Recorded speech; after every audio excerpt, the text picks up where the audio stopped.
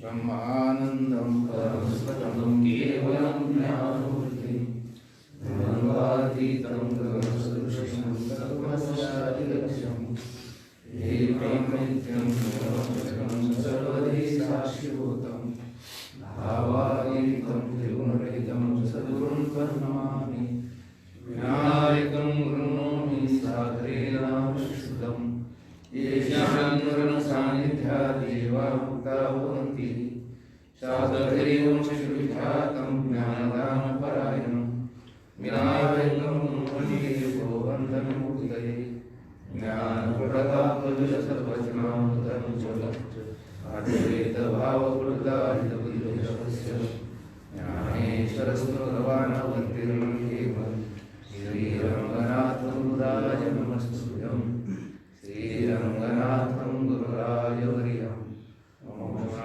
ज्ञानदानैकदक्षं प्रभावतीक्षेत्रनिवासिनं नमामि वेदान्तविद्यावरिष्ठम्. माझा बरोबर वाचलं का? आहे ना? तिथे वाचलं तर काय बोलू?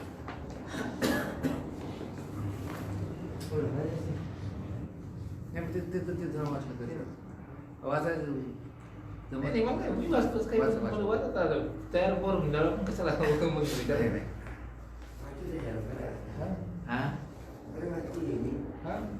मी अगोदर वाटलं होतं पहिल्याला पण नव्हतं घेतलं होतं तिकडं. बरं 250 कोटला.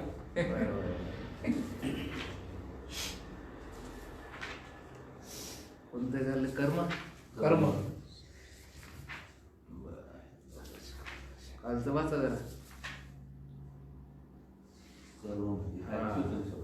हे बघा, काल आपला विषय चालला क्रियमान कर्माच्या संबंधी. म्हणजे आपण संचित कर्म बघितलं की अभुक्त कर्मफल साठ्यास त्याला काय म्हणायचं? संचित कर्म. म्हणजे जे काही आपल्याला भोगायला मिळालेलं नाही, केवळ जे एका जागेवर काय आहे की साठवलेलं आहे, त्याचं नाव काय आहे की संचित कर्म. जे भोग देण्यासाठी काय झालेलं आहे की प्रवृत्त झालेलं आहे, कार्योन्मुख झालेलं आहे, त्याला म्हणायचं प्रारब्ध. आणि क्रियमान म्हणजे काय? वर्तमान शरीरात जन्मापासून तर मरणापर्यंत. वर्तमान शरीर म्हणजे सद्य आता असलेलं शरीर. आणि या शरीरामध्ये आपण जन्माला आल्यापासून तर मरणापर्यंत प्रारब्ध भोगीत असताना, आता आपण जे सध्या हे सुख दुःख चांगले वाईट प्रसंग आपल्यावर येतात, हे भोगीत असताना हे कशामुळे भोगतो आपण? तर प्रारब्ध कर्मानुसार. वर्तमान शरीरच हे प्रारब्ध कर्म आहे समजायचं. किंबहुना या वर्तमान शरीरास उपादान कारण जर कोण असेल तर प्रारब्ध आहे. त्याचं मुळातच उपादान कारण कोण आहे? प्रारब्ध आहे. प्रारब्धानुसार आपल्याला सर्व सुख दुःख हे भोगल्या जातात. जीवाकडून देहांकारपूर्वक हा शब्द अत्यंत महत्वाचा आहे. कोणता? देहाहंकारपूर्वक म्हणजे मी देह आहे असा अहंकार धारण करून जे कर्म केल्या जातं. मग ज्या शुभ अशुभ क्रिया घडतात. आता हे बघा, आपण पुण्य करीत असताना असं वाटतं की मी पुण्य करायलो, शुभ क्रिया करीत असताना. एखाद्या वेळेस अशुभ क्रिया करतो आपण, त्यावेळेस आपल्याला वाटतं की मी अशुभ क्रिया करून राहिलो, नाही वाटलं तरी तो करतो. तर त्याच्या पाठीमागे देहाहंकार हा अत्यंत महत्वाचा. मग त्याच्याकडून ज्या शुभ अशुभ क्रिया घडतात व जे भोग भोगले जातात. आता आपल्याकडून भोग भोगले जातात का नाही? एकतर शुभ अशुभ क्रियाही घडतात आणि चांगले वाईट भोगही भोगले जातात.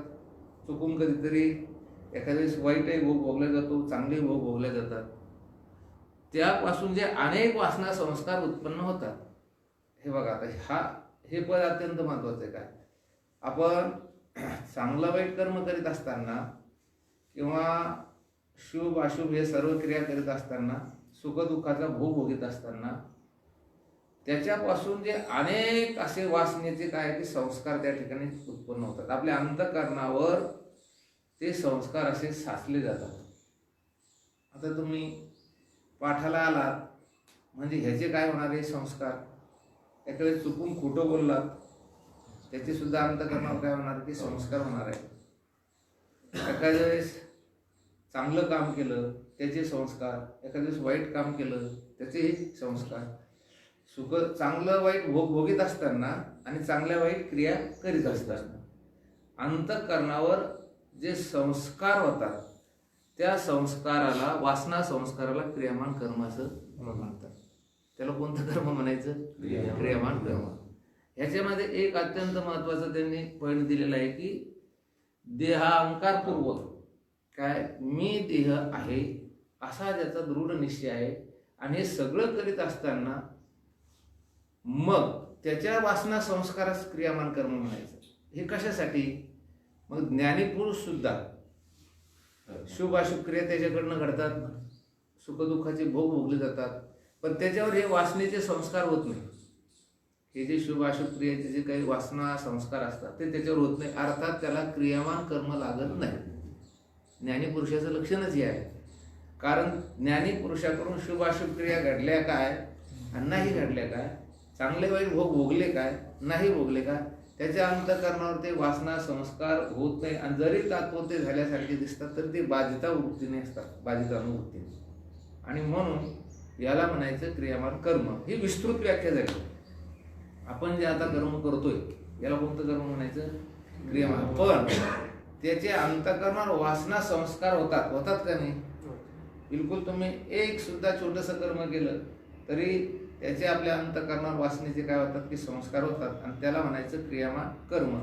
पण देह अहंकारपूर्वक मी देह आहे असा दृढ निश्चय आणि त्याचा अहंकार धारण करून जे कर्म केलं जातं त्याला म्हणायचं क्रियामान कर्म.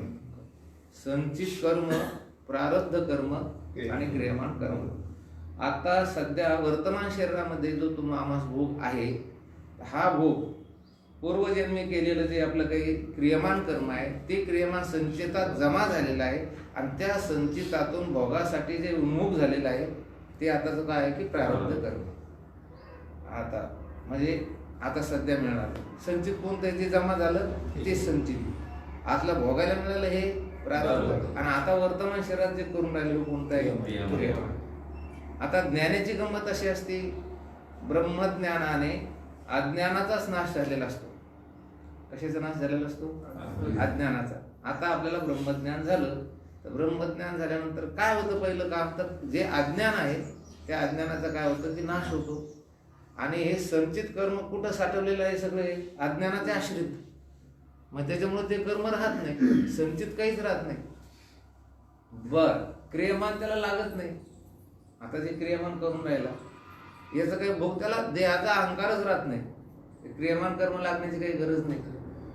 आणि फक्त प्रारब्ध कर्म त्याला बाधित आणि वृत्तीने तो भोगीत असतो. काय करतो तो? प्रारब्ध सुख दुःखाचे जे जे भोग त्याला मिळतात तो भोगीत असतो. हे शरीर अशीपर्यंत. प्रश्न 118. महाराज एके ठिकाणी म्हटले, एका जनार्दनी भोग प्रारब्धाचा हरिकृपे त्याचा नाश झाला. इथे क्रमसमुच्चय लावायचा. हरिकृपेने श्रोत्रिय ब्रह्मनिष्ठ सद्गुरूची प्राप्ती होती. ते झाल्यानंतर अंतःकरणामध्ये आपल्या वैराग्य विवेक हे उत्पन्न होतात आणि ब्रह्मज्ञान होतं. ब्रह्मज्ञान झाल्यानंतर प्रारब्ध कर्म जे आहे ह्याचा काय होतं की बाध ते नाश होत नाही.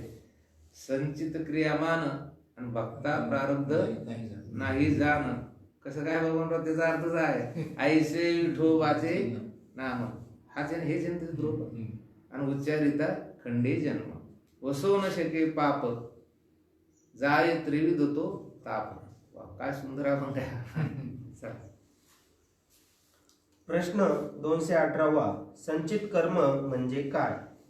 उत्तर: अनेक पूर्वजन्मामध्ये संग्रह केलेले जे कर्म त्या संचित कर्म असे म्हणतात. संचित कर्म म्हणजे काय? आता काय एका जन्माचं थोडं काय, अनेक जन्मात अनंत जन्मामध्ये आपला जो कर्म संग्रह झाला, कर्मापासून मिळणारे जे काही वासना संस्कार आहे त्या संस्काराचा जो संग्रह त्याला म्हणायचं संचित कर्म. म्हणजे आपण धान्य हे कोठीमध्ये टाकलं. कशामध्ये टाकलं बाबू? कोठीत आता कोणाचं किती धान्य आहे किती नाही हे काही सांगता येत नाही. ही एक गंमत आहे. आणि या सर्व संचिताचा त्या ठिकाणी कर्म फलभोग देण्याचा अधिकार फक्त आणि फक्त ईश्वराचा आहे. कोणाचा आहे? ईश्वराच. तो काय करतो की तुम्हाला मग ते स्वतः होऊन देत नाही. ते त्याचं काय की मालक आहे. जीव शिव दोन्ही खुंटे गे आणि प्रपंचाचे नेते गे. शिव म्हणजे ईश्वर. तो काय असतो की त्याच्या अधीने सगळं कर्म असतं. प्रश्न 219वा. प्रारब्ध कर्म कशाला म्हणतात? उत्तर: अनेक संचित कर्मातील परिपक्व झालेले आणि ईश्वर इच्छेने वर्तमान देहाचे आरंभ जे कोणी एक संचित कर्म ते प्रारब्ध कर्म होय. बघा, सुंदर चिंतन दिला. अनेक संचित कर्मातील. आता संचित कर्म हे काही एक नाहीये, ते अनेक आहे. आणि त्याच्यामध्ये परिपक्व झालेले म्हणजे तुम्हाला भोग देण्यासाठी अगदी तयार झालेले. आपण पूर्वीच्या काळामध्ये मुळाहुनी बीज काढले असं माऊली ज्ञानोबाने लिहिलेलं आहे. असं बी थोडंच होतं पूर्वीच्या काळामध्ये. ज्वारी पेरायचं, गहू पेरायचं, नाही का? आपणच आपलं काय करायचं ते. पण ते बीज पेरण्याच्या लायक कधी व्हायचं? परिपक्व असेल तर. तुम्ही हुरड्यामध्ये ते समजा धान्य जर काढलं आणि त्याला आपण पेरू म्हटलं तर ते उगवणार नाही. तसं प्रारब्ध कर्म जे आहे ते संचित कर्म जे आहे ते परिपक्व होतं. परिपक्व म्हणजे आता ते फल देण्यास काय होतं की उन्मुख होतं. आणि ईश्वर इच्छेने, हे पद सुद्धा महत्वाचं आहे. कोणतं? एक तर तुमचं आमचं संचित कर्म हे परिपक्व झालेलं आहे आणि त्या ओढ्यामध्ये ईश्वराची काय की इच्छा. ते आपण मागे सांगितलं होतं की काड्याला त्या हाड्याला ओढायचं आणि काडीला मोडायचं. ईश्वराची इच्छा आणि तुमचं आमचं संचित हे काय होतं? परिपक्व होतं. जे वर्तमान देहाचे आरंभ, हा जो देह आहे या देहाचा आरंभ करणार. आता एकदा आरंभ झाला तर मरेपर्यंत त्याला कोणतं कर्म म्हणायचं? प्रारब्ध कर्म. आरंभ जे कोणी एक संचित कर्म ते प्रारब्ध कर्म होय. सोप्या भाषेमध्ये संचितात जमा झालेलं आणि या शरीरात तुम्हाला सुखदुःखाचा भोग आता कसा द्यायचा त्याचा एकदा आरंभ झाला की त्याला कोणतं कर्म म्हणायचं? प्रारब्ध कर्म. पहिला काय? पहिले राजा शरीर, नाही काय? पहिले राजा आंग फिर राजा शरीर. तुलसी मर चिंता करे भजले रघुवीर, असं काही दोहा आहे. आपण आता हे लग्न वगैरे समारंभ करतो, सप्ताह वगैरे करतोय, काय अचानक करतो का? त्याचं थोडं गव्हाने अगोदर नियोजन करतो आपण. लग्न करायचं म्हणलं थोडं नियोजन असतं की नाही? तसं तुम्हाला का देवानं एकदम ढकलून दिलं की इथं? ढकलून दिलं नाही. तुमचा एक असा बायोडाटा तयार करून टाकून दिला तुम्हाला. तुमची सगळी घटनाच करून टाकून दिली आणि बस घटना करून टाकून दिलं आणि ते आपल्याला आता भोगावं लागतंय. हे कोणतं कर्म झालं? प्रारब्ध. प्रश्न 220वा. क्रियमान कर्म म्हणजे काय? उत्तर: ज्ञानाच्या पूर्वी अथवा पश्चात या वर्तमान देहाकडून देहपातापर्यंत घडणारे जे कर्म ते क्रियमान कर्म होय. ज्ञानाच्या पूर्वी अथवा पश्चात म्हणजे ज्ञानाच्या अगोदर किंवा ज्ञानाच्या नंतर या वर्तमान देहाकडून देहपातापर्यंत म्हणजे देह पडीपर्यंत जे कर्म ते क्रियमान कर्म होय. त्याला कोणतं कर्म म्हणायचं? क्रियमान कर्म. पण मी जे पहिली व्याख्या तुम्हाला दिली तर ज्ञानानंतर या क्रियमान कर्माचा त्याला स्पर्श होत नाही. क्रियमान कर्म आहे ते, पण त्याला स्पर्श होत करतो. तो कर्म वगैरे सगळं करतो, पण साक्षी भावानं तो कर्म करीत असल्यामुळं त्याला यत्किंचितही लेप होत नाही. जो ज्ञानी पुरुष असतो ना, तर त्या ज्ञानी पुरुषाला क्रियमान कर्माचा कुठलाच लेप होत नाही, कारण त्याच्या अंतःकरणामध्ये तशी धारणाच असते की मी या सर्व कर्माचा साक्षी आहे. प्रश्न 221वा. ज्ञानाचे कर्माची निवृत्ती कोणत्या प्रकारे होते? आता हे कर्म निवृत्त व्हायला पाहिजे, हा सगळ्यात महत्वाचा भाग आहे. बरं का जगन महाराज, कर्म काय व्हायला पाहिजे?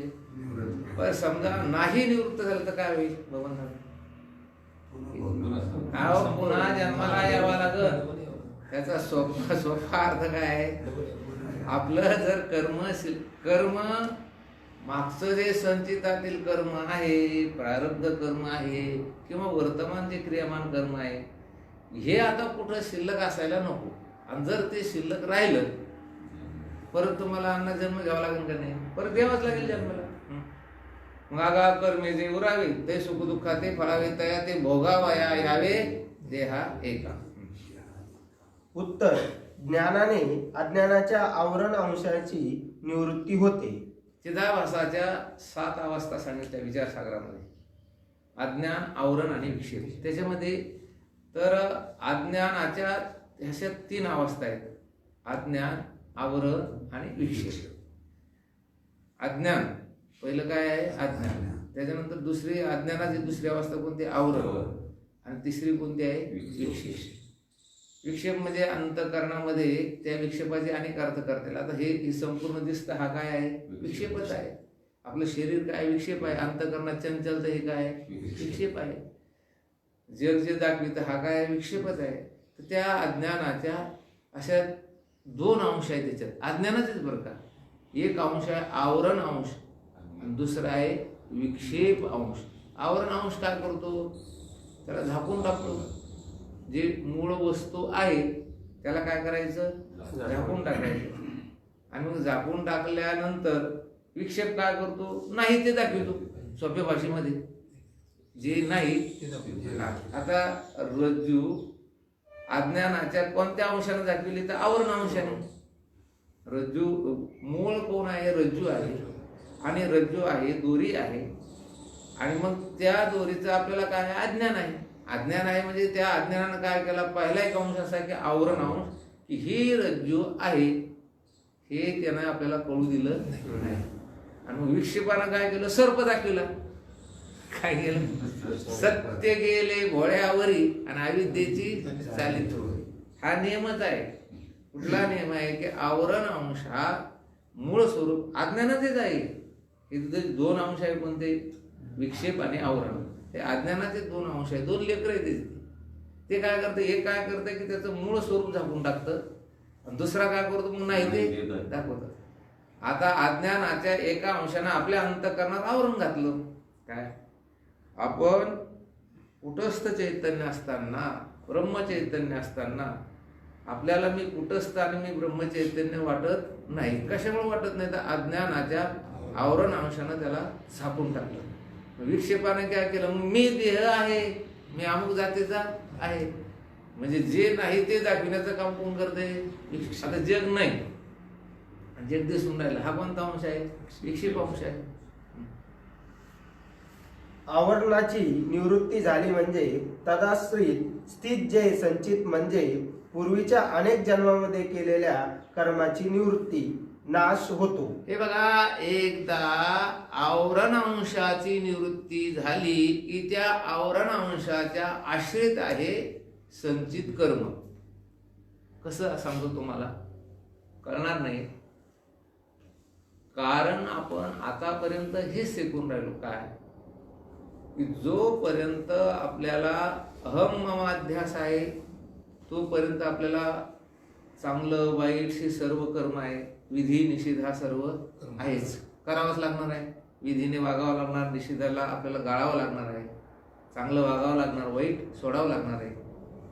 कुठपर्यंत?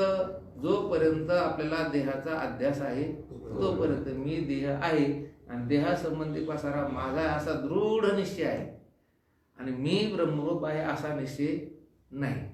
तोपर्यंत तुम्हाला हे सर्व कळा. पण आता आपण हे करून राहिलो तरी आपला तसा दृढ निश्चय होत नाही, अपरोक्ष आपल्याला अनुभव येत नाही. मग काय होतं? मग हे सगळं आहे. मग संचित कर्म आहे, प्रारब्ध कर्म आहे, क्रियमान कर्म आहे का नाही? आहे. पण मी ब्रह्मरूप आहे असं म्हटल्यानंतर मग मागचं संचित कर्म मिथ्या ठरतं का सत्य वाटतं? हो. त्याला कसं वाटत? म्हणजे कशाचे आश्रित आहे? आता हे आवरणाचे आश्रित आहे. म्हणजे हे सगळं संचित कर्म कोणाचे आश्रित आहे? आवरणाच्या आश्रित आहे. ते फार जुना दृष्टांत आहे तो. एक माणूस काय झालं, पाणी प्यायला गेलो. पूर्वीच्या काळामध्ये ते नदीत काय करायचे, असे पाणी प्यायचे. असे नदीत पाणी प्यायचे. जुने दोंडा महाराज, कांधारकर महाराज हे चांगले प्रकारे दृष्टांत सांगले. ते गेलो पाणी प्यायला. पाणी प्यायला गेल्यानंतर आता त्या एक झाड होतं असं त्या नदीच्या काठीला, आणि त्या झाडाची सावली त्या पाण्यामध्ये प्रतिबिंब पडलं होतं, आणि त्या झाडाच्या वरती शेंड्यावर एक असा सरड्या बसलेला होता. असा सरड्या तिथे बसलेला होता. याला कळालं की हा काय आहे की सरड्या आहे. यानं पाहिलं, बोळसर माणूस, याला पाणी प्यायला पूर्वी काय ते नदीत असं पाणी प्यायचं, आणि ते अगदी काठाच्या जवळच असं ते सरडे चमकायचे त्याला ते असं. आता हा काही ध्यानात नाही, त्यानं आपलं पहिल्या वेळेस असं झालं की ते पाणी पिलं असं, ते 1-2 घोट घेतले आणि ते सरडी गेलं निघून. सरडी निघून गेल्यानंतर त्याला काय वाटलं, हे आपण पाणी पिलो नंतर ते पोटात गेलो. सरड्या पोटात गेल्या. आपल्या भगवान बाबांनी जर एक पत्र सरड्या पोटातच गेला. आणि मग झाला त्याचा आजार सुरू. इकडून आला, इकडून आला, इकडून आला. हे जे चेटकी वगैरे करतात ना, त्याच्यात अर्ध्याच्या पुढे असाच भागवतो बरं का. हे झालं तर ते म्हणजे एकदा कल्पना सुरू झाली की नाही ती कल्पना येते. मग जे नाही ते सुद्धा दिसतं. एखादं पण चुकून जरी कुंकूस आणलं, काहीतरी केलं आपल्या घरापुढे, एखादं चुकून जर लिंबू पडलं कुठं, काहीतरी केलं, सरड्या पण रात्रभर झोप नाही तिथे. काय करा, त्याचा एक्सरे काढला, काय सरड्या पोटात जाईल कसा. सरड्या पोटात गेलाच नव्हता, पण ते काय मनोविकार तज्ज्ञ होता.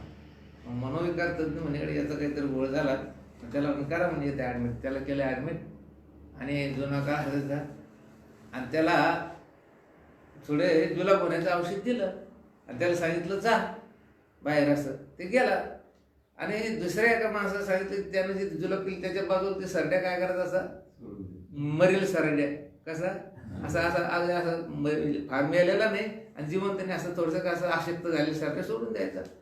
आणि ते गेलं, ते जुलाब झाला, त्याचं ते सरड्या तिथं ठेवला, आणि त्याला मग नेऊन दाखवले बाई सरड्या. अरे आता सरड्या बाहेर पाडला म्हणे. सरड्या होता का महाराज? गेलाच नव्हता. तसं हे संचित कर्म जे आहे हा खरं सरड्याच आहे. काय एकदा आवरण गेलं रे गेलं. संचित नावाचं कर्म काय होतं का नव्हतं ते नव्हतंच.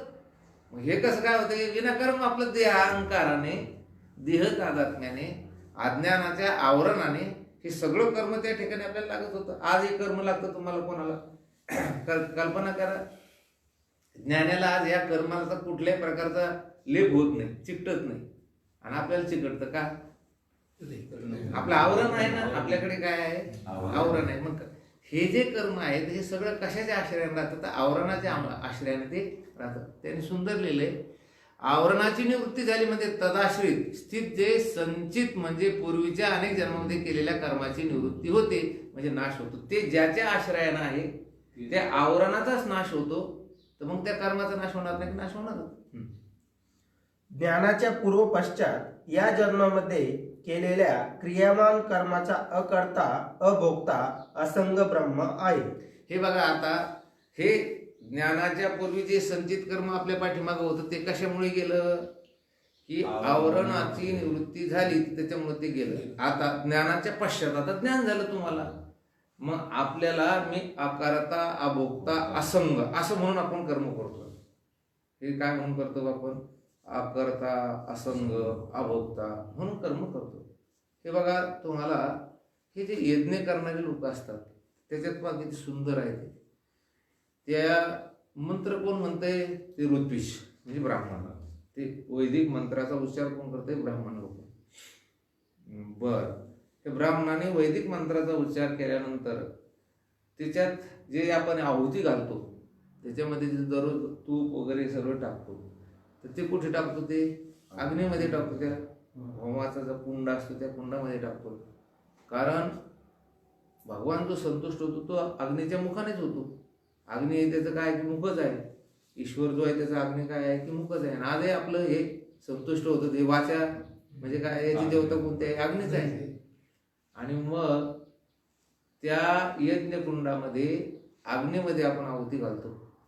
मग त्याच्यापासून ते पुण्य, तो यज्ञ ज्या कामासाठी केला ते पुण्य त्याला मिळतं. समजा पुत्रेष्टी याग केला असेल किंवा पर्जनिष्ठी याग केला असेल, कारिदी याग केला असेल किंवा गणेश याग केला एखादी कामना धरून, तर पुण्य होतं का नाही? ते द्विज आणलेले जातात, ते 3-4 दिवस त्या मंत्राचा काय करतात, घोष करतात. परत त्याच्यात गावरान तूप ते आपण त्या होमामध्ये टाकतो. हे सर्वच्या सर्व केलं कोणी? ब्राह्मण. ते अग्नी, पण त्याच्यातलं पुण्य अग्नीला जातं का ब्राह्मणाला जातं? बघून दादा यजमानाला जातं. म्हणजे आता ते एवढं करून आकरते, अभोगते कोण? ब्राह्मण. ते ते ते काय आहे का? ते असंग आहे का नाही? ते सगळं जरी करीत असले तर त्यांना असं वाटतं की आपल्याला याचं आपल्याला पुण्य मिळेल नाही. मग ते सगळं करून, आणि अग्नी तर साक्षीच लगे अगदी. तुका म्हणे आम्ही झालो अग्नी रूप.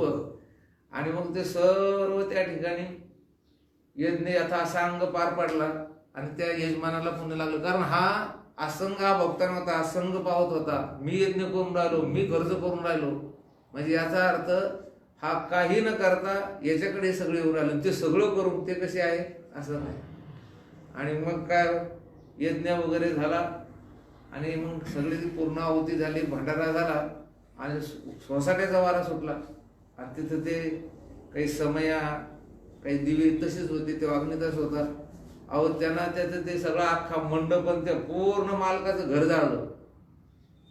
मग आता अग्नीनं घर जाळलं की नाही? मग अग्नीला आता पाप लागलं, पुण्य एवढं मोठं त्याच्यात आहुती घातली तर पुण्य त्याला नाही, आणि अख्खं घर जाळलं, पाप त्याला. तसं ज्ञान स्वरूप हा महात्मा झाल्यानंतर मी असंग, आकारता, अभोगता म्हणून त्याला कुठल्याही प्रकारचा लेप लागत नाही असं. आणि म्हणून त्याच्याकडून चांगलं कर्म घडलं तो वाईट कर्म करीत नाही, पण घडलं काय नाही घडलं काय त्याला त्याचा लेप लागत नाही, लिप्त तो होत नाही. या निश्चय करून स्वाश्रय भ्रमज तादात्म्याचा नाश करून आणि रागदोषाच्या अभावाने जलस्थित कमल पुष्पवत ज्ञानी यास स्पर्श पावत नाही. हे बघा काय काय होतंय काय नेमकं.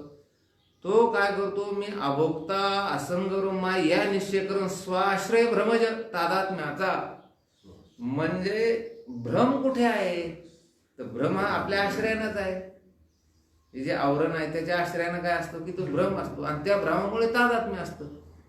भ्रम कोणता की मी देह आहे, देहासंबंधी पसारा माझा आहे, आणि मग त्याच्यामुळे आपण त्याच्या या शरीराशी काय पाडतो, तादात्म्य पावतो. पण मी असंग आहे, मी आकर्ता आहे असं म्हटल्यावर आता भ्रम राहिला का नाही, तादात्म्य राहिलं का नाही. मग तादात्म्यच जर राहिलं नाही मग काय होतं, रागद्वेष कसा झाला. राग म्हणजे प्रीती, द्वेष म्हणजे तिरस्कार. आलं तुमच्या लक्षात. आता शरीराविषयी तुमच्या अंतःकरणामध्ये जर तादात्म्यच नसेल तर रागद्वेष येईल का त्याला? नाही. कुणाविषयी प्रीतीही नाही आणि कुणाविषयी द्वेषही नाही. आणि मग काय होतं, जलस्थित कमल पुष्पवत ज्ञानी त्या स्पर्श पावत नाही. सत्यवादी करी संसार सकळ आणि अलिप्त कमळ जळी जैसे. ते कमळ राहतं पाण्यामध्ये पण पाणी त्याला चिकटत नाही. तद्वत हा राहतो प्रपंचामध्ये पण प्रपंच याला स्पर्श करू शकत नाही. का करू शकत नाही बाबा दादा? मी अभोक्ता, असंग, आकारता असं त्याला ज्ञान असतं आणि भ्रम राहिलेला नसतो. कारण भ्रम ज्याच्या आश्रयाने ते आवरणच केलेलं असतं, आवरण दोषाची निवृत्ती झालेली असते, आणि म्हणून त्याला क्रियामान कर्म स्पर्श करू शकत नाही. कशामुळे? फक्त आवरण निवृत्तीमुळे. आवरण निवृत्तीनं काय होतं, संचित कर्माचा विनाश होतो, आणि हे जे क्रियामान आहे हे त्याला स्पर्श पावत नाही. किंतु ज्ञानवानाचे क्रियमान जे या जन्मामध्ये घडलेले शुभाशुभ कर्मे करून सुहृद म्हणजे सकामी भक्त आणि द्वेषी म्हणजे निंदकच ग्रहण करितात. हा पहिला सगळा काय एक मुद्दा अतिशय नोंद करण्यासारखा आहे. पहिला मुद्दा नोंद करण्यासारखा हा आहे की ज्ञानी पुरुष याला क्रियमान कर्म करीत असताना त्या कर्माचा स्पर्श होत नाही. हा पहिला सगळा अत्यंत महत्वाचा मुद्दा आहे. चांगलं कर्म असो किंबहुना वाईट असो, विहित असो निषिद्ध असो, विधी असो निषेध असो, त्याला स्पर्श करीत नाही. कसा स्पर्श करीत नाही आपण आता बघितलं, तो कसा असतो आहे. आणि दुसरा महत्वाचा भाग असा आहे की हे जे सुहृद म्हणजे भाविक, आणि भाविक असून ते सकामी आहे. कसे आहे? सकामी.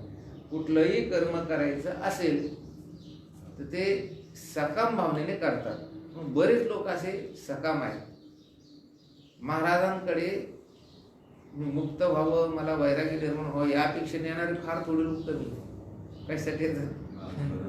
आपलं प्रपंचातील बरं व्हावं.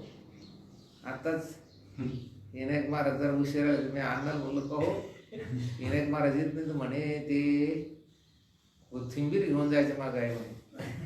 अण्णा म्हणे याच्याचमुळे अंगूर नाही पाहिजे. मला सांगतो देवाला निरोप की बाजार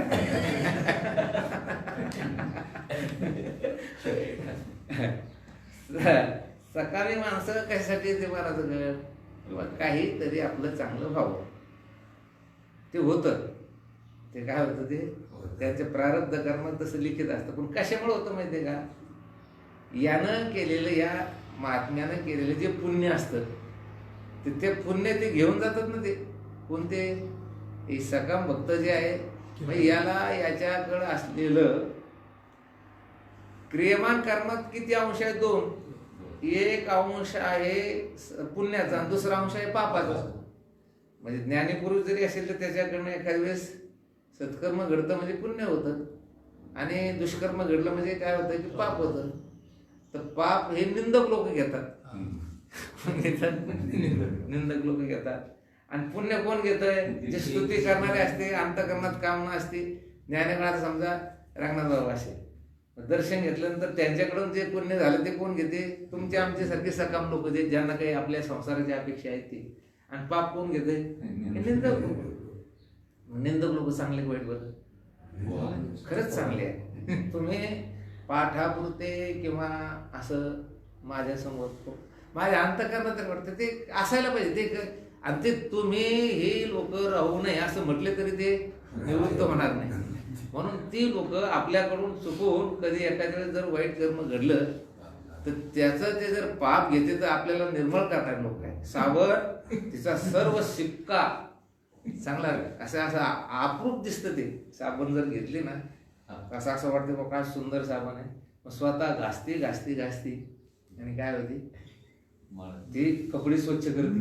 मग ती नाशक पावती आणि मालकाची कपडे स्वच्छ करते. तसे निंदक काय करतात? ते बिचारे नरकाला जातात.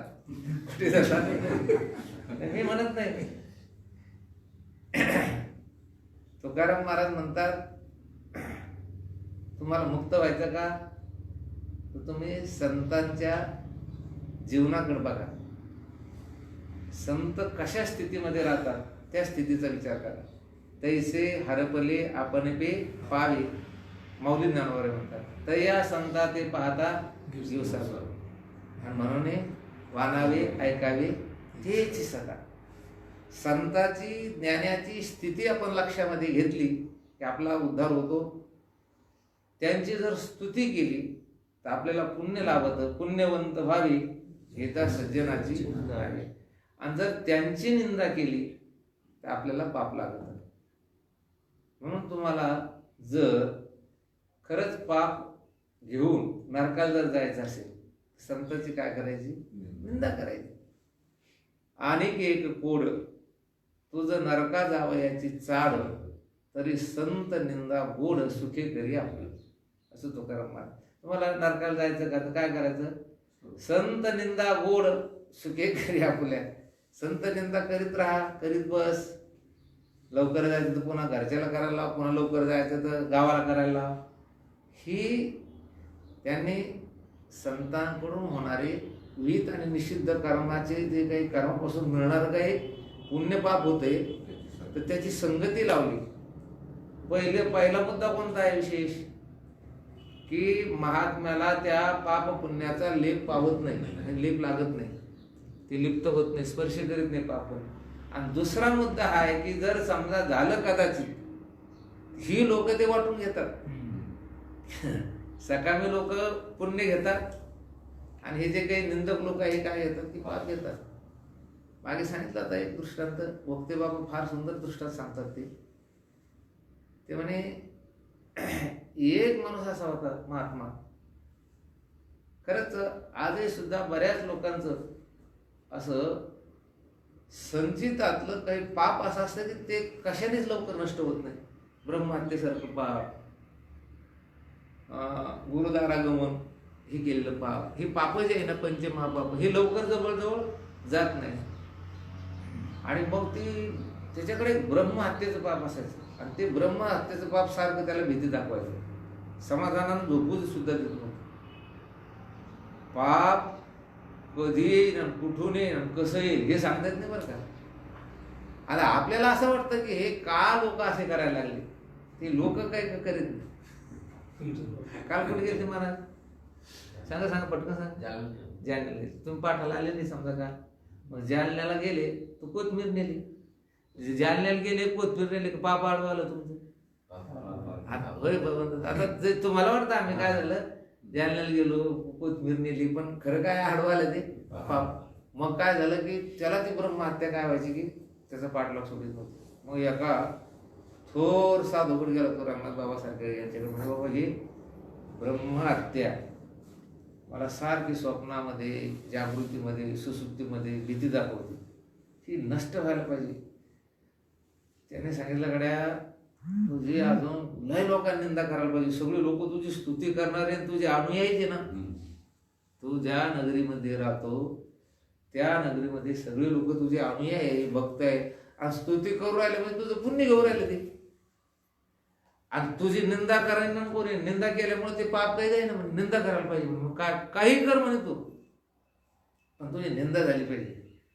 आता जुना काळ त्याने काय केलं की मस्त एक आपला रथ आणि 2 वेश्या बोलावल्या, सुंदर वेश्या त्या नगरामध्ये असेल ते.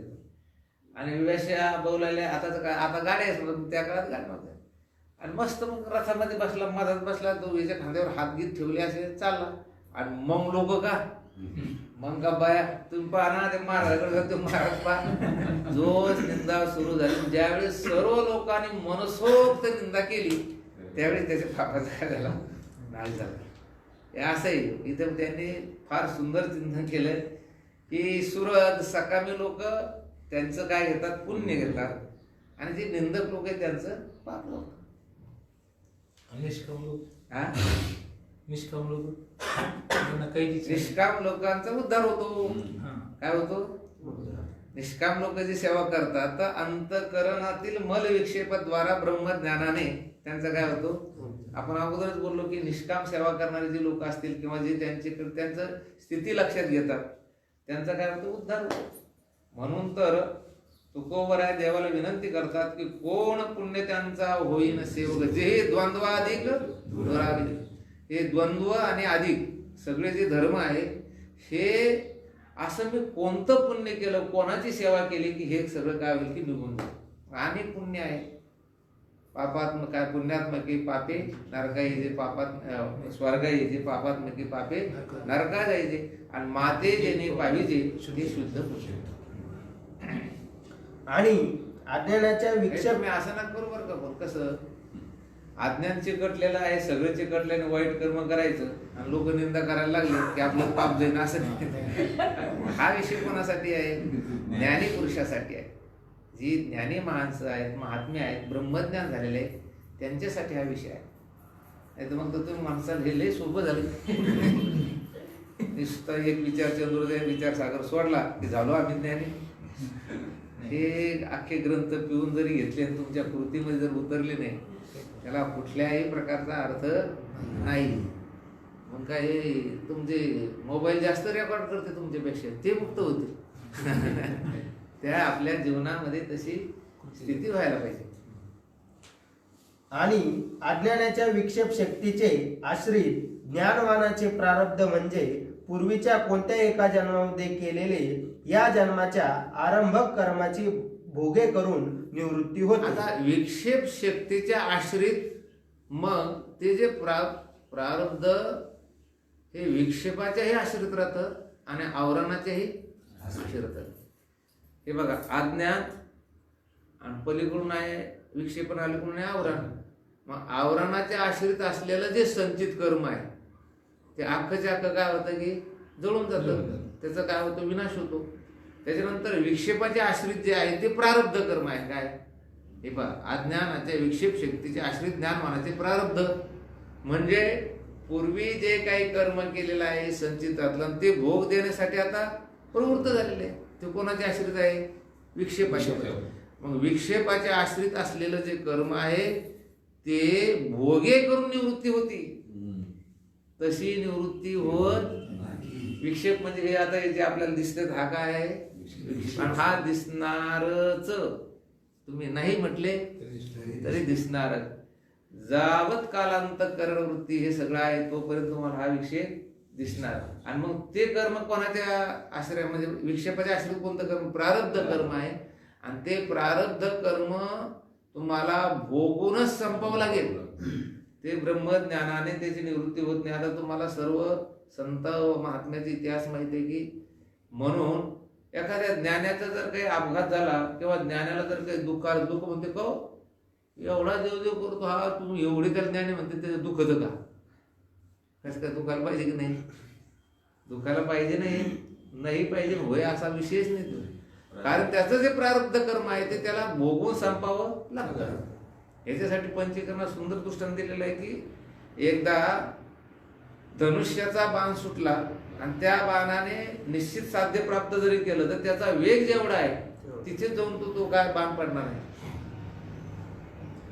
यास्तव ज्ञानवान सर्व कर्मातून मुक्त आहे म्हणून कर्मरचित जन्माधिक संसारातून मुक्त होतो. या प्रकारे ज्ञानाच्या कर्माची निवृत्ती होते. सोप्या भाषेमध्ये संचित कर्माचा विनाश होतो. क्रियमान कर्म त्याला स्पर्श करू शकत नाही. जरी केलं तरी सज्जन लोक आणि दुर्जन लोक त्याची विभागणी करून घेतात. आणि प्रारब्ध कर्म भोगीत असताना ते भोगून अगदी अलिप्तपणे तो सोडून देतो. कारण भोगून तो संपवतो. त्याला किती दुःख झालं आणि कितीही सुख झालं तर तो हर्षित होत नाही आणि तो दुःखी होत नाही. इति श्री विचार चंद्रोदय दर्शने ज्ञानीयाचा कर्मनिवृत्ती प्रकार वर्णन नाम द्वादश कला दर्शनम समाप्त. हे बघा, आता ज्ञानियाच्या कर्माच्या निवृत्तीचा जो प्रकार आहे त्याचं वर्णन करणारी ही कला समाप्त झालेली आहे. अथ त्रयोदश काय कला केलं त्यांनी? एकादश कलेमध्ये ब्रह्मज्ञान कसं होतं काय होतं हे सर्व सांगितलं. आणि ब्रह्मज्ञानानंतर जी 12वी कला आहे त्याच्यामध्ये मग हे कर्माची संगती लावली. आता ज्ञानाच्या सप्तभूमिका, ज्ञान जे आहे त्याच्या सप्तभूमिका. अथ त्रयोदश कला दर्शन प्रारंभा सप्त ज्ञान भूमिका वर्णन. हे ज्ञानाच्या किती भूमिका आहे? या 7 भूमिका आहे. चिदाभासाच्या 7 अवस्था नाही ही गोष्ट ध्यानात ठेवायची. अज्ञान, आवरण, विक्षेप, परोक्ष ज्ञान, अपरोक्ष ज्ञान, शोकनाश आणि आनंदावाप्ती या चिदाभासाच्या 7 अवस्था आहे. आणि ह्या ज्ञानाच्या 7 भूमिका आहे. शुभेच्छा, सुविचारणा, तनुमानसा, आसनशक्ती, पदार्थ भाविनी ह्या ज्या अवस्था आहेत ह्या काय भूमिका आहे. जसं आता आपण असं चढायचं म्हटलं पहिली पायरी, दुसरी पायरी, तिसरी पायरी, चौथी पायरी. आता पुढे यांनी सुगंध महाराजांनी पुढं कला वर्णन दिलेलं आहे. काय? द्वादश कला दर्शन. तर त्याच्यात अभंगाची सुद्धा संगती लावलेली. म्हणजे त्या कला दर्शनमध्ये कुठल्या अभंगामध्ये कोणती ज्ञानाची भूमिका मांडलेली आहे. आता पहिली जी शुभेच्छा सांगितली त्याच्यात लिहिलंय उपजला भाऊ आणि तुझे कृपे सिद्धी जाऊ. ही काय झाली? शुभेच्छा. परमार्थ करण्याची अंतःकरणामध्ये इच्छा उत्पन्न होणे काय आहे? शुभेच्छाच आहे. शुभेच्छा किती आहे? भरपूर आहे. तीर्थयात्रा करणं ह्या शुभेच्छा, नामस्मरण करणं ही सुद्धा काय करायची इच्छा होणं ही शुभेच्छा आहे. पाठाला जाणं ही अंतःकरणामध्ये इच्छा होणं ही काय आहे? शुभेच्छा आहे. प्रश्न 222वा. सर्व ज्ञानाचा निश्चय जर एकच आहे तर त्याच्या स्थितीचा भेद कशाने होतो? आता हा भेद कशाला करायचा? तुम्ही ते ज्ञानाच्या किती भूमिका मांडल्या? 7 भूमिका मांडल्या. आणि सर्व ज्ञानाचा निश्चय कसा आहे? एकच आहे. ब्रह्म सत्यम जगन्मिथ्या जीवो ब्रह्मैव नापरा. आणि मग हा भेद सप्तभूमिका हा भेद कशाला मांडला? उत्तर सर्व ज्ञानी यांच्या स्थितीचा भेद ज्ञान भूमिकेच्या भेदाने होतो. हा खरं हे ज्ञानाचा नाही भेद, पण त्याच्या ज्या भूमिका आहेत त्या सुरुवातीला कसं होतं अंतःकरणात, नंतर काय होतं, नंतर काय होतं, मग तो कसा ज्ञानी होतो. निरीक्षित गेले किंवा पदोपदी निज पदात गेले हो. एक एक पाऊल आपण टाकून जसं आपलं साध्य त्या ठिकाणी काय करतो की प्राप्त करून घेतो, तसं हे आहे. प्रश्न 223वा, त्या ज्ञान भूमिका किती प्रकारच्या आहेत? हा, आता त्या ज्ञानाच्या भूमिका किती प्रकारच्या आहे? उत्तर, अ शुभेच्छा, आ सुविचारणा, ई तनुमानसा, ई सत्वापत्ती, उ असंशक्ती, असंशक्ती, उ पदार्थ भाविनी, ए तुर्यगा. ह्या 7 भूमिका आहेत. शुभेच्छा, सुविचारणा, तनुमानसा, सत्वापत्ती, असंशक्ती, पदार्थ भाविनी आणि तुर्यगा या 7 ज्ञानाच्या भूमिका आहेत. आता त्याचं विश्लेषण. प्रश्न 224वा, शुभेच्छेचे काय स्वरूप आहे? आता शुभेच्छेचे काय स्वरूप आहे? उत्तर, पूर्व व आता या जन्मामध्ये ज्यांनी निष्काम कर्म व उपासना करून अंतकरण शुद्धी व वृत्ती स्थिरता केली आहे आणि विवेक वैराग्यादी षटसंपत्ती व मुमुक्षुता या चारही साधनांची ज्यांनी प्राप्ती करून घेऊन आत्मवस्तूस जाणण्याची ज्यांना तीव्रेच्छा उत्पन्न झाली आहे, ही शुभेच्छा नामक ज्ञानाची प्रथम भूमिका होय. आता पूर्व व आता या जन्मामध्ये ज्यांनी निष्काम कर्म उपासना करून अंतकरण शुद्धी व अंतकरण वृत्तीची स्थिरता केलेली आहे, या जन्मामध्ये किंवा पूर्वजन्मामध्ये ज्याने आपल्या अंतकरणाची स्थिरता करण्यासाठी निष्काम कर्म आणि म्हणजे अंतकरणाची शुद्धी करण्यासाठी निष्काम कर्म आणि स्थिरता करण्यासाठी उपासना. काही माणसं आज बघा ते आहे तेच शुद्ध आहे. कसे आहेत? जन्मतः शुद्ध आहे. बरीच मुलं बघा तुम्ही जन्मतः निसर्गतः जन्मदत्त, त्यांना वाईट कर्म करावं वाटत नाही, म्हणजे त्यांचं अंतकरण शुद्ध आहे. मग त्यांनी या जन्मामध्ये निष्काम कर्म केलं का? मग कोणत्या जन्मात केलं? मागच्या जन्मात केलं. काही माणसं असे की आई ती स्थिर राहतात. काही मुलंही बघा तुम्ही त्याची अशी महाराज एक बॉडी लँग्वेज आहे सांगते की ते आई ते कसे असतात? स्थिर असतात. मग त्यांनी या जन्मामध्ये निष्काम उपासना केली का? नाही, त्यांनी पूर्वजन्मामध्ये केलेली आहे. म्हणजे हे आयते कसं काय? आयते नाही, त्यांनी केलंय ते. म्हणजे याचा अर्थ असा आहे की तुम्हाला निष्काम कर्म आणि निष्काम उपासना केल्या वाचून अंतकरण शुद्धी आणि अंतकरणाची स्थिरता होणार नाही. मग या जन्मात किंवा पूर्वजन्मात, काहीची पूर्वजन्मात झाली नसेल त्यांनी या जन्मामध्ये ती करायची. आणि मग अंतकरणाची वृत्ती स्थिर झाल्यानंतर विवेक वैराग्य समाधी षटसंपत्ती आणि मुमुक्षुता या 4 साधनांनी जो युक्त आहे, ज्यांनी प्राप्ती करून घेतलेली आहे, ज्याला विवेक कळाला, वैराग्य हे ज्याच्या अंगामध्ये आहे, शम दम उपरती तितिक्षा श्रद्धा समाधान हे ज्याच्याकडे आहे, मुमुक्षुता हे 4ही साधनं ज्यांनी प्राप्ती करून घेऊन आता एकच राहिलं काय? कोहम कथमिदम जातम को वै करतास्य विद्यते. आहे मी कवनम करावा विचार, कै अशी दशा येईल माझे अंगा चित्त पांडुरंगा झुरत असे. कै हे विरडे फिटेल, कै तो स्वामी भेटेल आणि योगाहुनी वडील निमिषमान. म्हणजे आता तो याला त्याला विचारित राहतो. आता गुरुकडे जाऊन मी कोण आहे, माझा उद्धार व्हावा, ही जी अंतकरणामध्ये तीव्र इच्छा असते त्याचं नाव काय? शुभेच्छा. ही ज्ञानाच्या भूमिकेतील प्रथम भूमिका आहे शुभेच्छा. बऱ्याच लोकांना शुभेच्छाच नाही अजून काय नाही. फक्त शुभेच्छा कोणतंही मग सप्ताह करायचा, दिंडी काढायची, वारीला जायचं, हे आहे बरं आहे, पण ही खरी शुभेच्छा नाही. शुभेच्छा कोणती आहे? अंतकरण स्थिर आणि अंतकरण स्वच्छ शुद्ध आणि विवेक वैराग्य समाधी षटसंपत्ती साधन चतुष्टय संपन्न युक्त अंतकरण करून जो श्री गुरुला शरण जाऊन मोक्षाची तीव्र इच्छा आहे ना, तो विचारतो मी माझा उद्धार कशाने होईल, त्याला म्हणायचं शुभेच्छा. प्रश्न 225वा, सुविचारणा म्हणजे काय?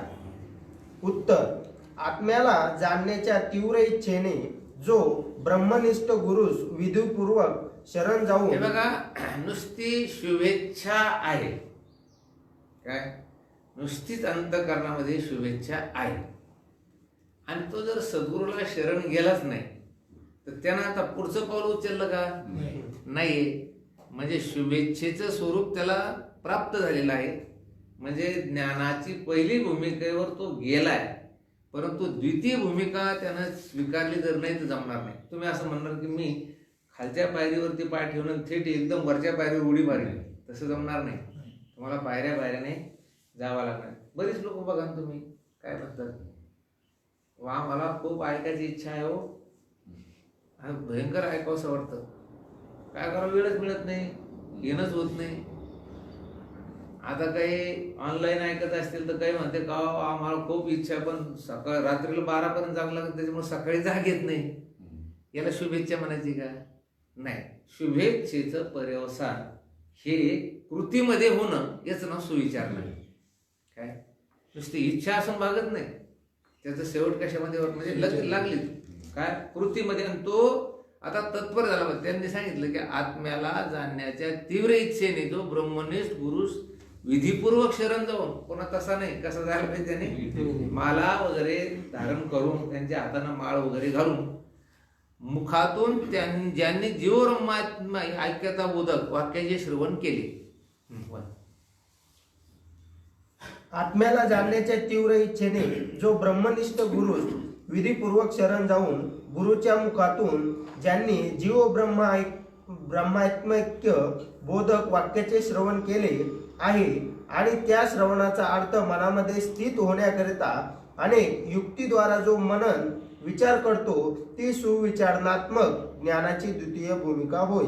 हे बघा, आपल्याला काय वाटतं, सुविचारणा या शब्दाचा सरळ अर्थ असा वाटतो आपल्याला, आपण श्रीगुरूला प्रश्न विचारले किंवा माझा उद्धार कशाने होईल ही द्वितीय भूमिका आहे असं. पण तशी नाही. ती कशी आहे की सर्व जीव ब्रह्म ऐक्य ब्रह्मता बोधक प्रतिपादक वाक्याचे श्रवण करून राहिला. काय करून राहिला तो? श्रवण करून राहिला. म्हणजे अंतःकरण शुद्ध, अंतःकरण स्थिर करून साधन चतुष्टय संपन्न होऊन श्री गुरु जो शरण गेलेला आहे, विधीपूर्वक त्याने त्या ठिकाणी महाराज शिष्यत्व पत्करलेलं आहे. आणि श्रवण करीत असताना मग जीव ब्रह्म ऐक्यता बोधक, जीव ब्रह्माचं ऐक्य बोधन करणारे जे वाक्य आहे ते वाक्य श्रवण केल्यानंतर त्याचं जो मनन करतो, विचार करतो, याला म्हणायचं सुविचारणा. आणि आपल्याला काय वाटतं सुविचारणा म्हणजे काय, नुसतंच विचारणं? तसं नाही. हे सगळं अधिकार संपन्न होऊन तिथे श्रवण करून अंतःकरणामध्ये मग त्याचं मननाचं चिंतन सुरू झालं की असं म्हणायचं ही कोणती आहे? सुविचारणा. ही द्वितीय भूमिका. प्रश्न 226वा, तनुमानसा म्हणजे काय? उत्तर: स्वरूपाच्या साक्षात्कारार्थ म्हणजे अनुभवास्तव श्रवण मननाद्वारे निर्णय केलेल्या ब्रह्मात्म्याच्या ऐक्यतेच्या अर्थाचे जो निरंतर चिंतन रूपी निधिध्यासनाने जी मनाची बहिर्मुख वृत्ती तीस ज्यांनी अंतर्मुखता केली आहे, ती तनुमानसा नामक ज्ञानाची तृतीय भूमिका होय. हे अगदी तुम्हाला कळेल अशा भाषेत सांगू का? शुभेच्छेचं स्वरूप आहे श्रवण, सुविचारण्याचं स्वरूप आहे मनन, आणि तनुमानसाचं स्वरूप आहे निधिध्यासन. अगदी अगदी आपले मोकळ्या तुम्हाला पटकन कळण्यासाठी काय लिहिलं त्याने? स्वरूपाच्या साक्षात्कारार्थ म्हणजे अनुभवास्तव, म्हणजे अनुभवासाठी श्रवण मननद्वारा. आता त्यानं श्रवणही केलं, त्याचं मननही केलं, निधिध्यासनाने काय निर्णय केलेल्या ब्रह्मात्म्याच्या ऐक्यतेचा अर्थ जो निरंतर चिंतन रूपी, म्हणजे तो काय करतो? निरंतर. मग विजातीय प्रत्ययाचा तिरस्कार आणि सजातीय प्रवाहाचा काय करतो तो? की ध्यान करतो. म्हणजे मी ब्रह्मरूप आहे असं अखंड ध्यान करतो आणि पंचकोश 3 देह मी नाही याचा काय करतो, तिरस्कार करतो. आणि सारखं जे ध्यान धरतो, सारखं जो चिंतन करतो त्याला काय म्हणतो आपण, निधिध्यासन. आणि म्हणून निधिध्यासनाने जी मनाची बहिर्मुख वृत्ती होती ती ज्याने अंतर्मुख केली आहे, ती काय केली आता, अंतर्मुख केली. म्हणजे जी वृत्ती सारखी बाहेर धावत होती तिला आता अंतर्मुख केली. आता कशी केली, मी देहादी प्रपंच नाही आणि तो माझा नाही, मी आत्मरूप आहे अशी त्याने अंतर्मुख ती वृत्ती केली. ती तनुमानसा नामक ज्ञानाची तृतीय भूमी, याला काय म्हणायचं, तिला काय नाव दिलं त्यांनी, तनुमानसा. म्हणजे सतत अंतकरण वृत्ती ही अंतर्मुख होती. आणि अंतर्मुख होती म्हणजे एका जागेवर स्थिर राहते असं नाही, नामस्मरणावरच स्थिर होती अंतकरण वृत्ती, पण नामस्मरण नाही. आता विजयाती प्रवाहाचा काय केला, प्रत्ययाचा तिरस्कार करून टाकला आणि मी ब्रह्मरूप आहे अशी त्याने अंतकरण वृत्ती स्थिर केली. याला काय म्हणायचं, तनुमानसा. प्रश्न 227. हे पाहिजे त्यांनी दिलंच खाली बा, श्रवण म्हणून निधिध्यासनद्वारा. म्हणून शुभेच्छा म्हणजे काय, श्रवण, सुविचारणा म्हणजे काय, मनन, आणि तनुमानसा म्हणजे निधिध्यासन. सत्वापत्ती म्हणजे काय.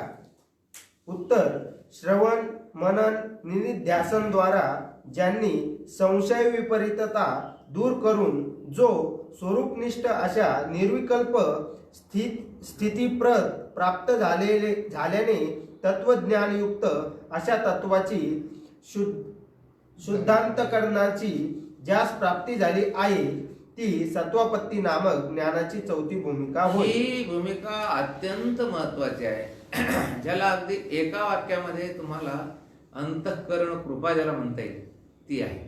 त्यांनी लिहिलं की श्रवण झालंय, हो, मनन, हो, निधिध्यासन द्वारा ज्यांनी संशय विपर्यय, आपल्याला माहिती आहे की असंभावना आणि विपरीत भावना.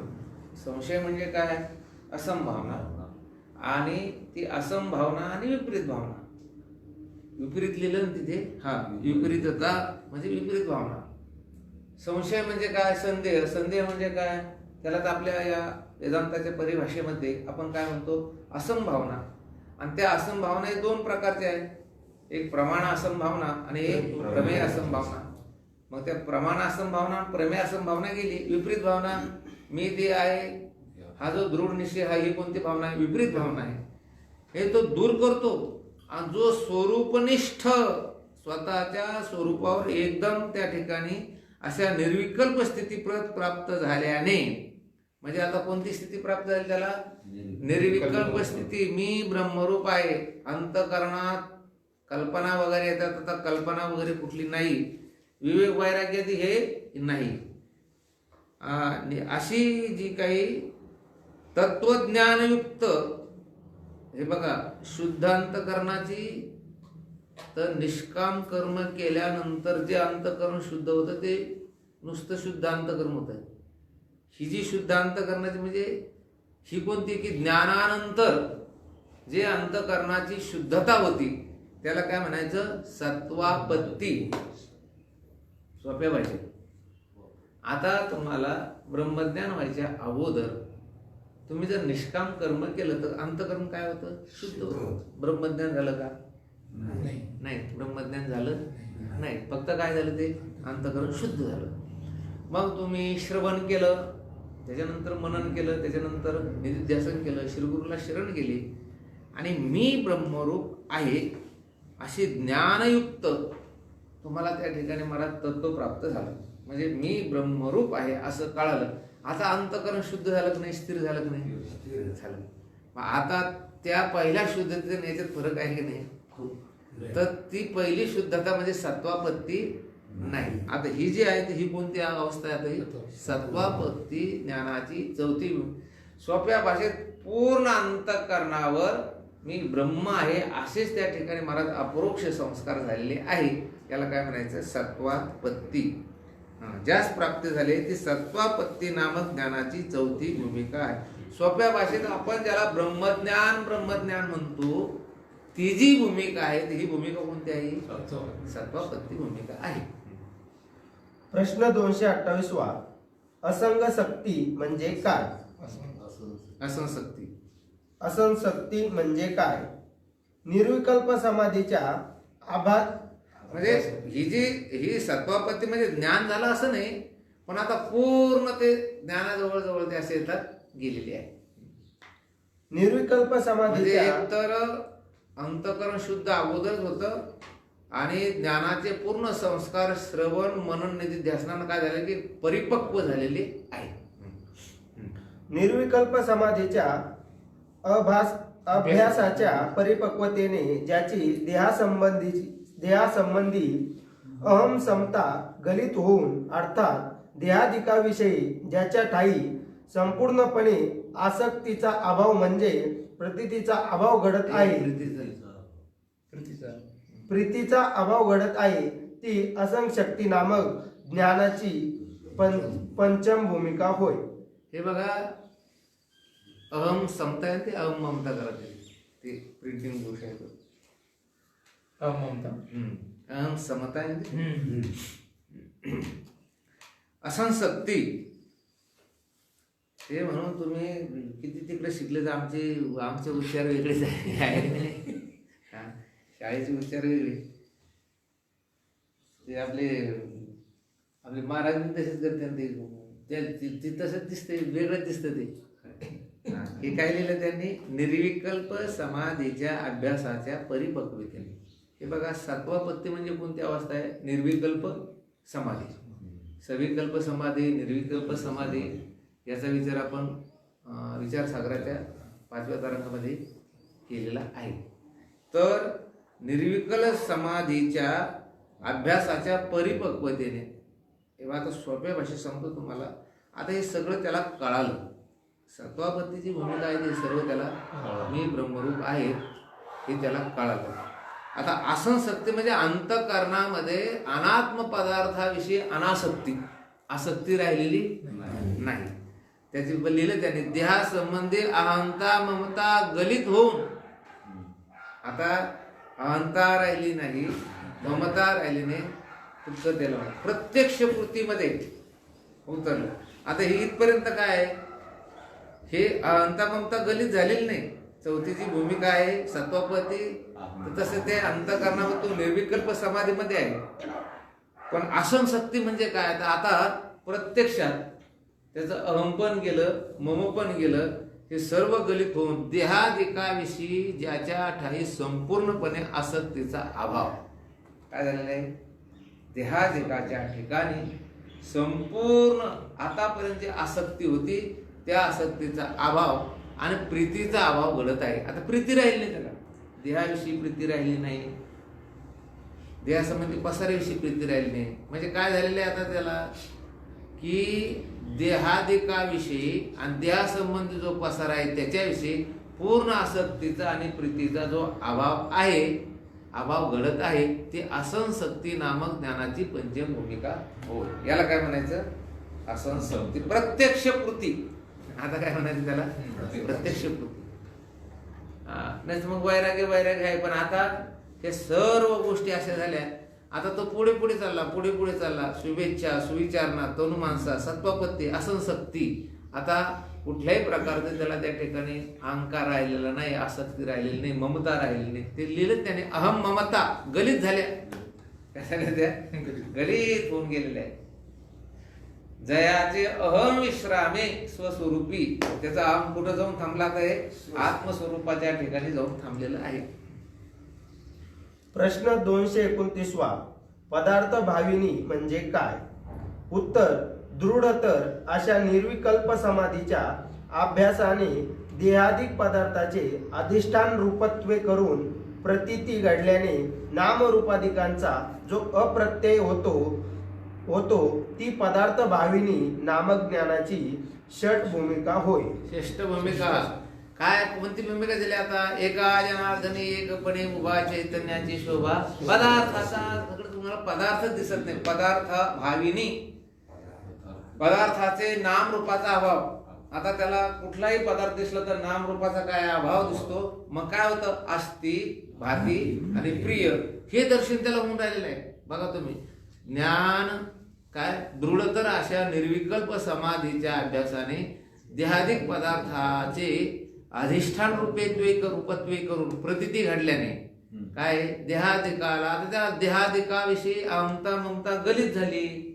पण काय झालं, देह आणि देहासंबंधी पसारा याला अधिष्ठान असणारं जे ब्रह्मचैतन्य, कोणतं चैतन्य, ब्रह्मचैतन्य, त्याचीच प्रतीती घडली. त्याला कशाची प्रतीती येऊ राहिली आता, नामरूपाची नाही, गट नाही, पट नाही, माणसं नाही, स्त्रिया नाही.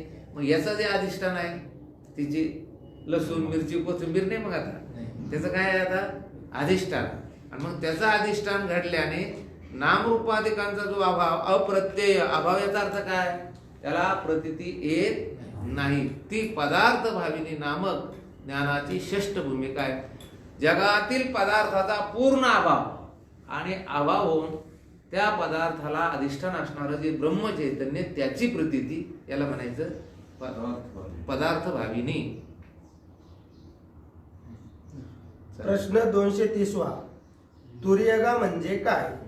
उत्तर, ज्ञान ज्ञेय या त्रिपुटीचा चतुर्थ पंचम भूमिकावत भावत्वाने आणि षष्ठ भूमिकावत अभावत्वाने ज्याच्या ठाई प्रत्यय होत नाही. हे बघा, आता ज्ञान आणि अज्ञान आणि ज्ञेय ही त्रिपुटी राहिलेली नाही.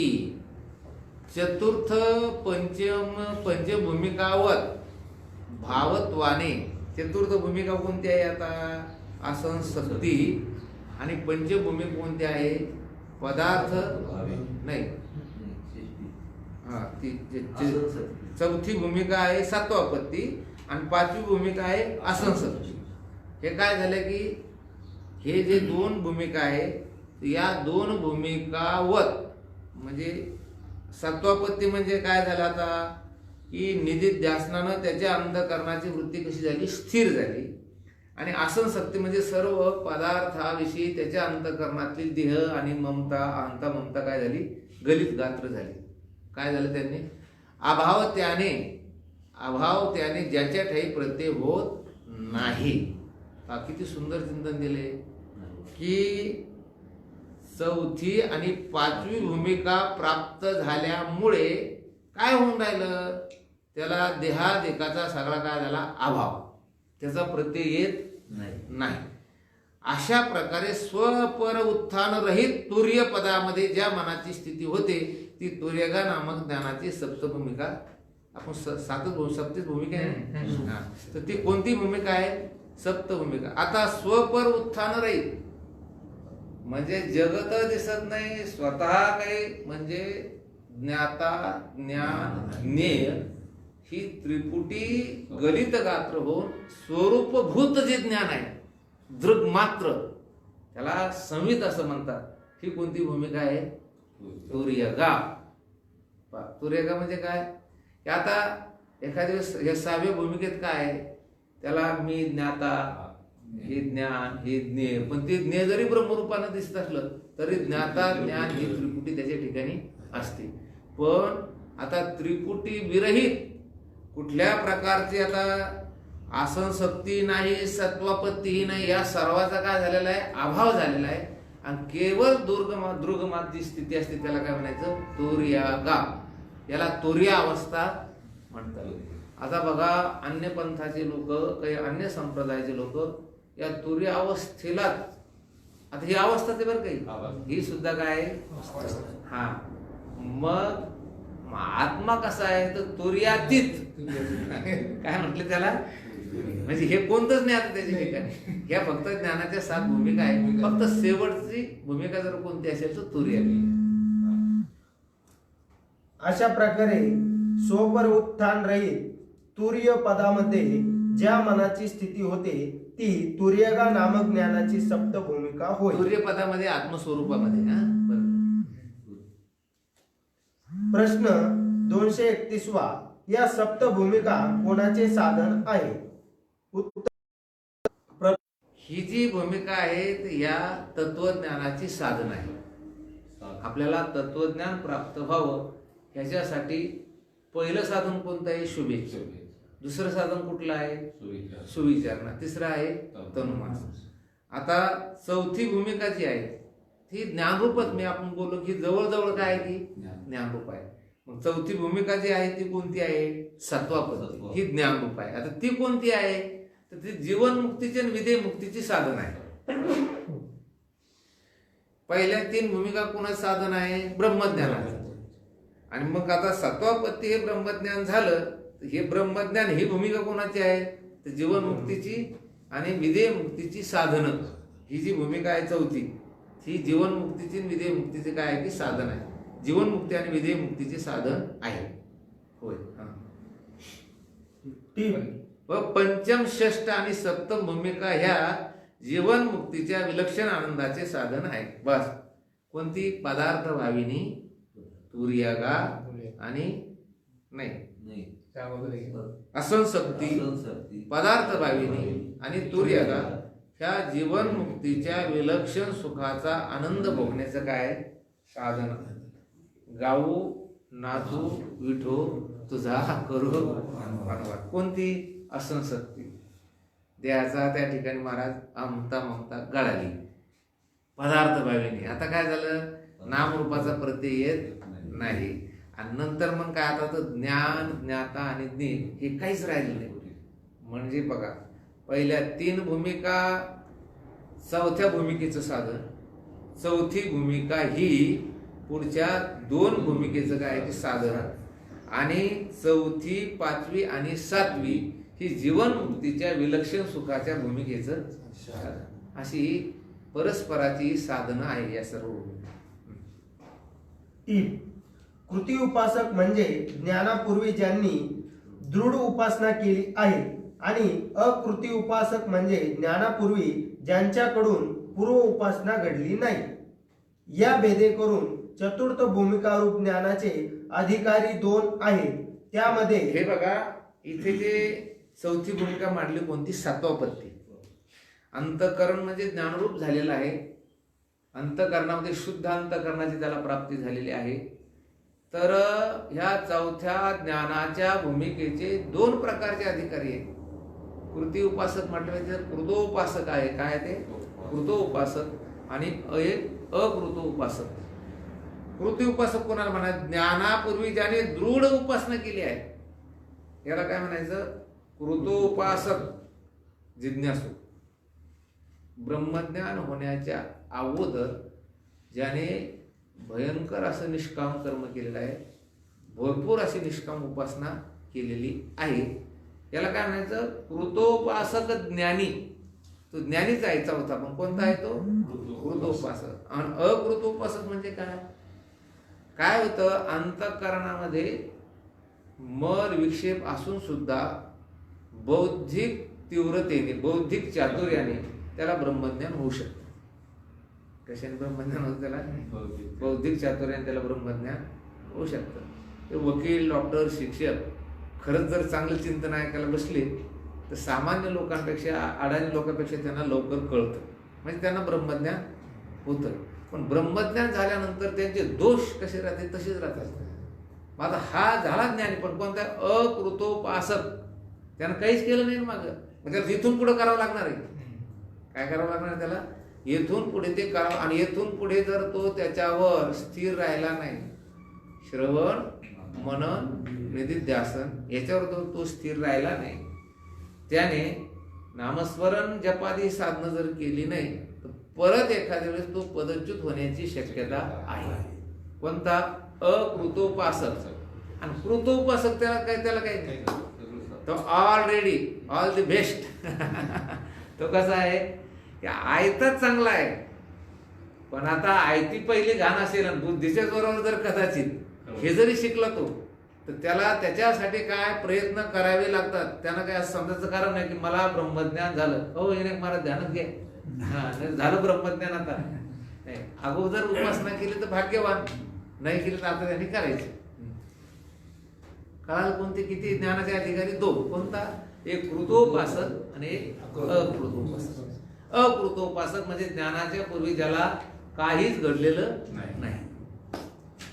कृतोपासक हा सम्यक वैराग्यादी साधनाने युक्त असल्याने तो ज्ञानानंतर अल्पाभासाने सहज पंचमादी भूमिका हस्तगत करून घेतो, म्हणजे त्या भूमिकेवर आरूढ होतो. हे बघा, कृतोपासक हा जो ज्ञानी आहे, हा जो अधिकारी आहे, याने ज्ञानाच्या पूर्वी भक्कम अशी निष्काम कर्मी आणि भक्कम अशी निष्काम उपासना केल्यामुळे आणि विवेक वैरागी ते साधन अंतकरणामध्ये सर्व प्रविष्ट असल्यामुळे काय होतं, तो काय होतो, अल्प आभासाने म्हणजे अल्प प्रयत्नाने, अगदी थोडासा प्रयत्न केला तर सहज पाचवी म्हणजे आसनशक्ती, सहावी म्हणजे पदार्थ भाविनी आणि सातवी म्हणजे तुर्यगा, या भूमिका तो सहज त्या ठिकाणी महाराज हे करू शकतो. काय करू शकतो की घेऊ शकतो,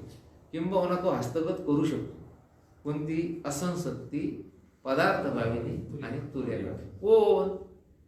ज्ञानापूर्वी ज्याने उपासना केली आहे, कर्म केलेले, तो थोडा प्रयत्न करायचा, त्याला काहीच नाही, थोडासा धक्का लावला लागला ही असंशक्ती, पदार्थ भाविनी आणि तुर्यगा इथपर्यंत तो पोहोचतो. आपण म्हणतो ना, काय माणूस बोलता बोलता एकदम महात्मा झाला बा. काय कशाने झाला तो? त्याचं पहिलं कृतोपासक होता तो. त्यानं पूर्वजन्मामध्ये काहीतरी केलेलं आहे, ज्ञानाच्या अगोदर पूर्वजन्मामध्येही केलेलं आहे आणि ज्ञानाच्या अगोदरही सुद्धा उपासना केलेली आहे. अल्प प्रयत्नाने तो या भूमिकेत जातो, आसनशक्ती, पदार्थ भाविनी आणि तुर्यगा. आणि आसनशक्ती म्हणजे काय? अहम ममता गलित झालेले आहे. पदार्थ भाविनी म्हणजे काय? नामरूपाचा परित्याग करून अस्थि भाती क्रियेचं त्याला दर्शन झालं. आणि तुरेग म्हणजे काय? आता ज्ञाता ज्ञान या त्रिपुटी विरहित तो काय झाला? मुक्त झाला. आणि अकृतो उपासकाकडून ज्ञानापूर्वी यशस्वीतेने उपासना न घडल्याने ज्ञान साधनाची वैराग्यादी संपत्ती ती अस्पष्ट असते. ती अस्पष्ट असते. काय असते? त्याला अगोदर उपासना न घडल्यामुळे विवेक वैराग्यादी त्याच्या अंतःकरणावर असतात, पण पुसटसे असतात. विवेक पुसटसा, वैराग्य पुसटस, शमदम उपरम हे पुसटस असत. मात्र बुद्धीच्या प्रखर तेजाने तो ज्ञानाची चतुर्थ भूमिका हस्तगत करून घेतो. आज बुद्धीच्या जोरावर काय करतो तो? चौथी जी भूमिका आहे तो हस्तगत करतो, म्हणजे मी ब्रह्मरूप आहे अशी अंतःकरणाची वृत्ती तो करून घेतो. तथापि त्यांनी ज्ञान पश्चात जर दृढ अभ्यास केला तर कदाचित त्यास पंचमादी भूमिका प्राप्त होतात, त्वरित नाही. हे ज्ञान पश्चात आणि जर हे VIP पद आहे. हे काय? जर हे जे पद आहे ना, त्यानं ज्ञानानंतर जर दृढ अभ्यास केला तर, इथे जर तर आलं तर त्याला काही लोक म्हणतात फारसं काही महत्व राहत नाही. बुद्धीच्या प्रखर तेजाने, बुद्धीच्या तीव्रताने त्याला कदाचित चौथ्या भूमिकेपर्यंत तो जाऊ शकतो. पण जर समजा त्याने दृढ अभ्यास केला नाही, त्यानं उपासना केली नाही, त्यानं चिंतन केलं नाही, त्यानं मनन केलं नाही, तर पंचमादी भूमिका प्राप्त होतात, पण त्या उशिरा होतात. केल्यावर बरं का, जर केलं नाही तर मग नाहीच, पण त्यानं दृढ अभ्यास जर कदाचित केला तर पंचमादी भूमिका प्राप्त होतात, त्वरित नाही. पुन्हा या जन्मात होईलच हे काही सांगता येत का? लगा हे दोन फरक कळून घ्या जगन महाराज. कृतोपासक आणि अकृतोपासक. कृतोपासक हा सत्वापत्ती, असंशक्ती, पदार्थ भाविनी आणि तुर्य या तीन भूमिका ताबडतोब हस्तगत होतात त्याला. आणि जर अकृतोपासक असेल तर बुद्धीच्या तीव्रतेने, बुद्धीच्या तेजाने त्याला चौथी भूमिका प्राप्त होते. पण जर त्याने पुढे तो जर अभ्यास केला नाही तर पुढच्या भूमिकेत तो जाणार नाही. आणि पुढच्या भूमिकेत जर तो गेला नाही तर जीवन मुक्तीच्या आणि विधेय मुक्तीची जी काही त्या ठिकाणी आनंद आहे तो आनंद त्याला मिळणार नाही. काय सुंदर चिंतन सांगितलं. इति श्री विचार चंद्रोदय दर्शने सप्तज्ञान भूमिका निरूपणम नाम त्रयोदश कला दर्शन समाप्त. राहिलेला विषय उद्या. कुंडली वरदा श्री ज्ञानी तुकाराम अभिज्ञानी.